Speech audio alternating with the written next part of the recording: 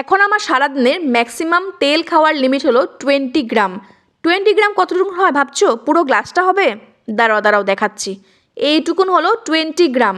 তো এখন ব্রেকফাস্টে 2 ফোঁটা তেল দিয়ে বানাতে হবে, কারণ লাঞ্চ আর ডিনারের জন্য তো তেল বাঁচাতে হবে। তাই অতটুকুন তেলে এখন আমি বানাবো আমার oats, egg and veggies omelette. ফার্স্টে কী করেছি, ভেজিটেবলগুলোকে কেটে নিয়ে অ্যাড করে দিয়েছি প্যানে।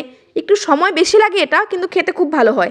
এদিকে ওটস, ডিম, নুন, হলুদ দিয়ে আগের থেকেই ফেটিয়ে রেখেছিলাম, এটাকেও অ্যাড করে দিলাম ফ্রাইং প্যানে।